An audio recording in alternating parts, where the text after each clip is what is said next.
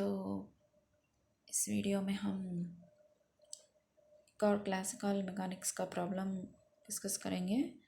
तो ये प्रॉब्लम तो इस टॉपिक से रिलेटेड है कि यहाँ पर हेवी चेन होगा और उसका यूनिफॉर्म मास रहेगा, यानी कि वो हर chain each point of the chain, वो चेन के हर एक पॉइंट पर मास इक्वली से डिस्ट्रीब्यूट किया गया होगा, यूनिफॉर्म मास। और टेंशन हट ईच पॉइंट।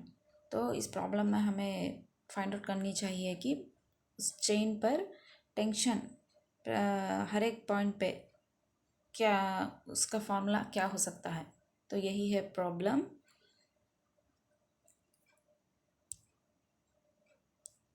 तो प्रॉब्लम देख लेते हैं। तो ये heavy chain of uniform mass पर unit length is hung from one end. If the mass of the chain is capital M and length capital L, the tension at each point of the chain. तो यहाँ पर दिया गया है कि वो chain तो हेवी है, भारी है, और यूनिफॉर्म मास पर यूनिट लेंथ इज हंग। हर एक लेंथ, वो चेन के हर एक लेंथ, यानी कि जैसा कि हर एक सेंटीमीटर का लेंथ पर मास इक्वल से डिस्ट्रीब्यूट किया गया है, यानी कि हर एक सेंटीमीटर पर 0.1 ग्राम जैसा हर एक सेंटीमीटर पर उसका मास जो है वो यूनिफॉर्म से डिस्ट्रीब्यूट किया गया है, ना कि एक सेंटीमीटर की जगह 0.1 और एक सेंटीमीटर की जगह 0.15 ग्राम्स, ऐसा नहीं सका। यूनिफॉर्म मास डिस्ट्रीब्यूट किया गया है, is hung from one and. If the mass of the chain is, तो मास वो पूरा चेन का मास तो जो है वो कैपिटल एम है, और उसका पूरा लेंथ जो है वो लेंथ एल है। The tension hate each point of the chain. तो हमें टेंशन हेट, उस चेन का tension each and every point पर, उसके लिए फार्मूला फाइंड आउट कर लेनी चाहिए। तो यही है ऑप्शंस।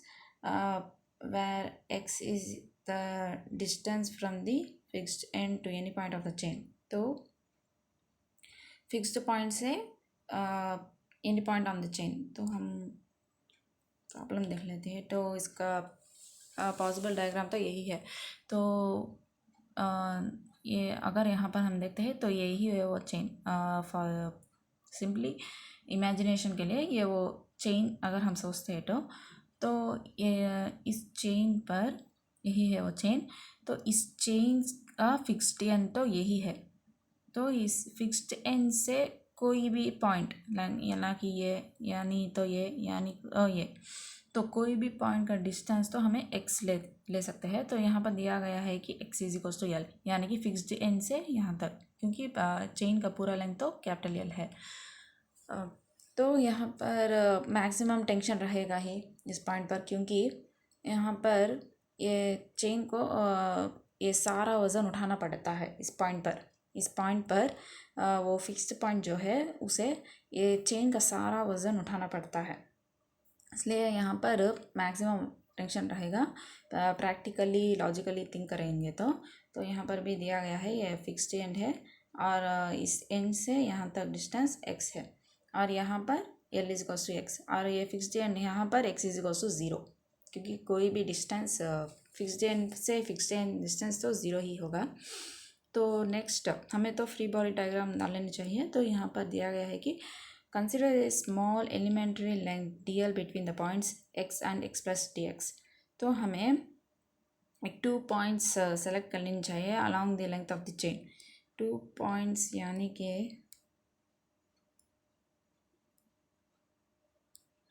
सपोज ये एक पॉइंट और ये एक पॉइंट। तो this is nothing but x, पहला पॉइंट तो x है, अगला पॉइंट तो x प्लस डी एक्स है, x प्लस डी एक्स। क्योंकि डिस्टेंस इंक्रीज होता जाएगा फ्रॉम टॉप टू बॉटम। तो यहाँ से यहाँ डिस्टेंस x, और यहाँ से यहाँ पर distance x plus d x. तो हमें एक स्मॉल एलिमेंट्री लेंथ को कंसिडर कर लेनी चाहिए। वो ये तो पूरी चेन है, ना कि ये पूरी चेन को कंसिडर नहीं करेंगे, सिर्फ और सिर्फ ये पार्ट ऑफ द चेन को कंसिडर करेंगे। तो ये पार्ट ऑफ द चेन तो यही है। और इस चेन पर जो कोई भी फोर्सेस एक्ट करेंगे उसका अगर हम उसके बारे में सोचते हैं तो so we identify the forces acting on the elementary mass contained in the elementary length. We draw the free body diagram for the elementary mass. तो यहाँ पर कंसिडर तो we draw free body diagram. तो इस chain को अगर हम free body diagram डालेंगे तो यहाँ पर तो फ्री बॉडी डायग्राम है। तो यहाँ पर हम देख सकते हैं कि ये जो पार्ट है उसके अपवर्ड यहाँ पर टेंशन ऊपर की तरफ एक्ट करता है। ये जो पार्ट है यहाँ पर टेंशन अपवर्ड डायरेक्शन, यानी कि इस पार्ट जो है यहाँ पर ये पॉइंट जो है, इस पॉइंट को ये चेन के नीचे जो कोई भी मास है उस सबको लिफ्ट करना होगा। इस चेन के नीचे जो कोई भी मास है, अगर हम उसे प्रैक्टिकली समझना चाहिए तो एक एग्जांपल ले सकते हैं। तो अगर हम ऐसा सोचते हैं कि ये एक सपोर्ट है, इस सपोर्ट से एक इंसान सपोर्ट को पकड़कर he is handling that support, यानी कि जैसे कि एक ब्रांच सोच सकते हैं, तो एक ट्री का ब्रांच उस तरह। तो वो हाथ एक पर्सन है वो उसे पकड़ रहा है और उसके नीचे जो पर्सन है वो उसको उसके पाँव को पकड़ लिया है, जैसे हम सोचते हैं। तो फिर उसके नीचे जो पर्सन है उसे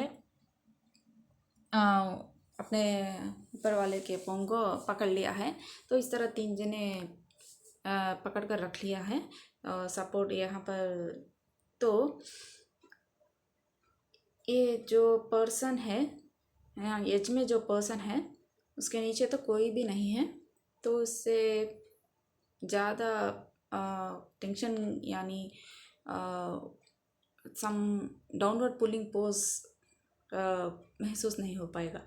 लेकिन ये जो पर्सन है इसके नीचे ये पर्सन है, इस पर्सन को तो ये जो नीचे जो पर्सन है उस पर्सन को भी लिफ्ट करना चाहिए। तो इस पर थोड़ा सा टेंशन सा महसूस होता है। टेंशन का मतलब नहीं, यानी कि ये फोर्स। और यहाँ पर ये जो है उसे तो इन दोनों को पकड़ ले, कांटेक्ट में रख लेनी चाहिए, यानी कि इन दोनों का वज़न उस पर पड़ेगा। यानी ऐसा लगेगा कि दोनों वज़न उसके पाँव को खींच रहे हैं उस तरह, यानी कि इसे टेंशन महसूस बहुत ज़्यादा महसूस होगा। तो उसी तरह यहाँ पर भी हमें ये जो पॉइंट है, यानी कि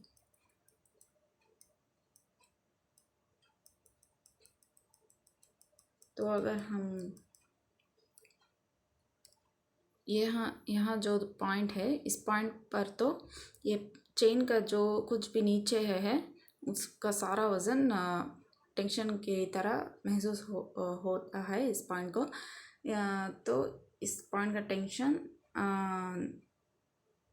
तो इन ऑपोजिट डायरेक्शन में टेंशन इन ऑपोजिट डायरेक्शन में इस पॉइंट पर टेंशन ऊपर की तरफ ऐड करनी चाहिए, क्योंकि इसे तो नीचे जो है इस पॉइंट के नीचे जो है इस पॉइंट के नीचे तो यहाँ जैसा कि ये इस पॉइंट पर टी ऑफ एक्स टेंशन है, उसी तरह इस x plus d x point पर भी tension T of x plus d x रहेगा, वो तो ऊपर एक्ट करता है। तो next action and reaction forces basis पर तो actually weight of the chain ये x T of x plus d x जो है उसके नीचे जो कोई भी वेट ऑफ चेन है वो डाउनवर्ड तरफ के डाउनवर्ड डायरेक्शन में ऐड करेगा, वो एक्शन है। एज ए रिएक्शन टेंशन ऊपर की तरफ ऐड करेगा। तो वो दो बैलेंस हो गए इक्विलिब्रियम में, चेन इक्विलिब्रियम में बिना टूटे बिना हिले इक्विलिब्रियम पोजीशन में रहेगी, यानी कि वेट जो है वो टेंशन से बैलेंस होनी चाहिए। तो इस पॉइंट पर टेंशन ऊपर की तरफ एक्ट करेगा, लेकिन यहाँ पर नीचे की तरफ एक्ट कर रहा है, क्योंकि इस जो पॉइंट को है, इस पॉइंट को ये सारा वज़न उठाना पड़ता है। ये T x plus d x के नीचे जो कोई भी वज़न है उसे उठाना पड़ता है, यानी कि that is nothing but weight, that weight is nothing but equal to this tension T of x plus d x. Next उसे ये जो एलिमेंट है, स्मॉल एलिमेंट, उसका वज़न भी उठाना पड़ता है, इसलिए डेल्टा डब्ल्यू। तो इसीलिए दोनों डाउनवर्ड की तरफ ऐड करेंगे और ये जो टेंशन है वो अपवर्ड की तरफ ऐड करेंगे। इन दोनों अपवर्ड और डाउनवर्ड फोर्सेस के बैलेंस की वजह से ही हमें चेन बिना हिले हुए इक्विलिब्रियम पोजीशन में रहती है। तो यही है forces acting on the chain, उनके डायरेक्शन का मीनिंग। अब नेक्स्ट हमें फॉर्मूला देखते हैं। तो upward forces is equals to downward acting forces, यानी T of x is equals to T of x plus d x plus delta W. तो यही है इक्वेशन, ओवरऑल फोर्सेस का जो इक्वेशंस आता है। तो नेक्स्ट तो यही है, हम from the free body diagram हमने ये डिराइव किया है। अब टी ऑफ एक्स, तो फर्स्ट इसे अगर हम लेते हैं तो डेल्टा डब्ल्यू यानी कि वेट ऑफ दैट एलिमेंट, यानी कि ये जो स्मॉल एलिमेंट है उसका weight, that is nothing but mass पर unit length into d x. तो mass per weight per unit length into d x, यानी कि वो चेन का एक सेंटीमीटर यानी कि 1 यूनिट, यानी कि 1 सेंटीमीटर ले सकते हैं, यानी कि 1 metre as a reference point. तो 1 सेंटीमीटर यानी कि 1 यूनिट में कितना वेट होता है उस चेन का, तो that is something m g by L. तो लाइक सपोज अगर वो चेन हम सोचते हैं, तो सपोज फॉर एग्जांपल 50 ग्राम्स की है और उसका लेंथ जो है, total length of the chain वो 10 सेंटीमीटर का है। तो हमें 50/10 यानी कि हर एक सेंटीमीटर में 5 ग्राम्स, 5 सब कुछ ऐड होकर 50 ग्राम्स हो जाएगा। तो अगर हमें 0.5 centimetre length of the chain का मास कितना है वो फाइंड आउट कर लेना चाहिए। तो हमें इस 5 को 5 जो है 5 इंटू 0.5 करेंगे, तो 5 इंटू 0.5 यानी कि हाफ सेंटीमीटर, तो हमें यानी कि 5/2 यानी कि 2.5 ग्राम्स। तो इस तरह हम हाफ सेंटीमीटर लेंथ में ऑफ द चेन में मास कितना है हम जान सकते हैं। तो उसी तरह यहाँ पर फॉर्मूला में भी मास पर unit length of the chain into d x, वो जो एलिमेंट है उसका लेंथ कितना है, ये यहाँ पर ये जो एलिमेंट है उसका लेंथ तो डी एक्स है, इसीलिए m g by L into d x इस तरह हमने यहाँ पर लिखा है। नेक्स्ट ये delta W is nothing but m g d x by L. Next अगर हम इस टर्म को कंसिडर करते हैं तो ये टर्म तो इस तरह है कि F of x plus H, यानी कि एफ की जगह टी है, एक्स की जगह एक्स ही है, और डेल्टा एक्स की जगह एच है। तो टेलर सीरीज से हमें ये फार्मूला आता है कि F of x plus H is nothing but F of x plus h into f dash of x. ये जो फार्मूला है ये टेलर्स सीरीज से हमें आता है। यहाँ पर ये जो फार्मूला है f of x plus h is equals to f of x plus h into f dash of x. तो यहाँ पर भी अगर हम देखते हैं तो यहाँ पर हम देख सकते हैं कि T of x plus H, x plus delta x is nothing but T of x यानी कि एफ ऑफ एक्स, एच के प्लेस में डेल्टा एक्स है तो H into f dash of x यानी कि टी डैश, यानी कि differentiation of T, that is nothing but D T by d x. तो अगर हम इन दोनों को बाजू रख देते हैं तो डी टी यानी कि इसका जो डायमेंशंस है वो equal to dimension of tension हो जाएगा। तो वैसा भी क्रॉस वेरिफिकेशन कर सकते हैं। तो हमें D T by d x हो जाता है इस फार्मूला से देखेंगे। तो नेक्स्ट तो हमें यहाँ पर तो यहाँ से यहाँ ये point based on this formula से आ जाता है। नेक्स्ट हम देखते हैं तो ये जो टी एक्स है यहाँ पर टी एक्स दोनों कैंसिल हो जाएंगे, तो ये टी एक्स और ये टी एक्स दोनों कैंसिल हो जाकर ये जो डी एक्स को हम डेल्टा एक्स ले सकते हैं, nearly equal to delta x. तो ये दोनों भी ये एक्चुअली ये दोनों कैंसिल हो जाएंगे, यहाँ पर ज़ीरो रह जाएगा, इसे इस तरफ भेज देंगे तो minus m g by L d x हो जाएगा। तो ये डी एक्स कैंसिल हो जाएगा, d T by d x रहेगा यहाँ पर minus m g by L. तो यही दिया गया है। नेक्स्ट हमें इसको इंटीग्रेशन कर लेनी चाहिए, तो ये जो डी एक्स के हमें इस तरफ भेज देनी चाहिए।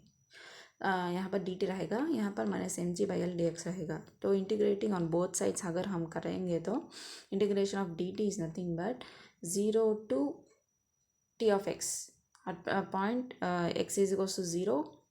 टेंशन क्या यानी कि ज़ीरो तो नहीं ले सकते हैं, तो एक्चुअली हम ज़ीरो टू एक्स अगर लेते हैं हट पॉइंट एक्स हमें टेंशन टी ऑफ एक्स हो जाता है। At x is equal to zero तो हमें पूरा चेन का वेट एक्ट होता है, यानी कि at this point at x is equal to zero पर पूरा ये चेन का पूरा वेट एक्ट करता होगा, दैट इज़ एम जी हो जाता है, यानी कि हमें t of x minus m g आ जाता है। अगर वैसा भी हम सोचते हैं ऐसा लिमिट अप्लाई करेंगे तो भी अच्छा ही है, लेकिन हम नॉर्मल से लिमिट अप्लाई करको integration of d T is nothing but T without applying limits अगर हम करेंगे तो सो integration of d T is nothing but T, तो विदाउट अप्लाइंग लिमिट्स तो यहाँ पर टी आ जाएगा। उसी तरह यहाँ पर minus m g by l chain का जो मास है, acceleration due to gravity, l, ये सब कुछ कांस्टेंट है। So integration of d x ही बचेगा, तो integration of d x is nothing but x, और ये जो है वो कांस्टेंट ऑफ इंटीग्रेशन हो जाएगा। तो next where A is a constant of integration, अगर हमें इसे फाइंड आउट कर लेना चाहिए तो यहाँ पर दिया गया है कि T is equal to zero, x is equal to L, यानी कि x is equal to L point पर, यानी कि यहाँ पर जो ये पॉइंट पर टेंशन ज़ीरो हो जाएगा, क्योंकि इसके नीचे तो कोई भी वेट नहीं है, सो उसे इस पॉइंट को तो कोई भी वेट को लिफ्ट नहीं करनी चाहिए अगेंस्ट ग्रेविटी, तो उस तरह कोई भी वेट नहीं लिफ्ट करेगा वो पॉइंट, तो इसलिए यहाँ पर टेंशन ज़ीरो हो जाता है।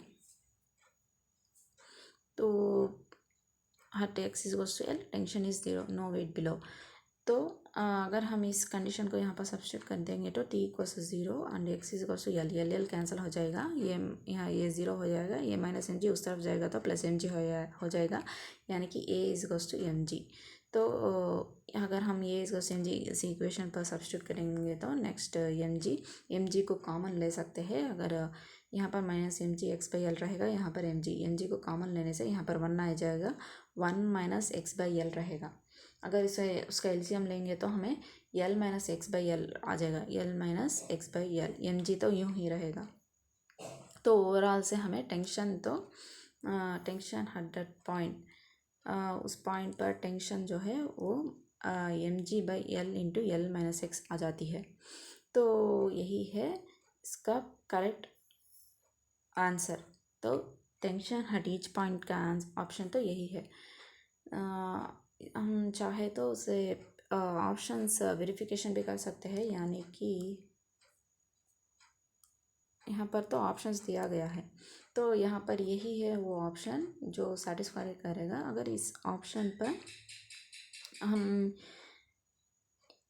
ज़ीरो सब्स्टिट्यूट करेंगे तो at x is equals to zero, L cancel हो जाएगा एम जी, या इसका मतलब है at x is equals to zero point पर चेन को तो पूरा वेट लिफ्ट करनी होगी। यहाँ पर चेन को x is equals to zero हो जाएगा, उसे तो पूरे चेन को वेट को लिफ्ट करना पड़ता है, इसलिए एम जी आ जाता है। Tension is nothing but equal to m g. हट x is equals to L, यानी कि जो नीचे का पॉइंट है वो तो कोई भी वेट को नहीं लिफ्ट करेगा, तो एल माइनस एल ज़ीरो, यानी कि एम जी इंटू ज़ीरो, तो हमें ज़ीरो आ जाता है। तो ऑप्शंस वेरिफिकेशन भी हम कर सकते हैं। तो ऑप्शंस वेरिफिकेशन अगर हम ऑप्शंस वेरिफिकेशन करेंगे तो हमें ऐसे भी इजी से पता चल जाता है लॉजिकल थिंकिंग से। तो यही है correct option for that tension at each point of the chain. तो यही है इस प्रॉब्लम का सॉल्यूशन। तो थैंक यू।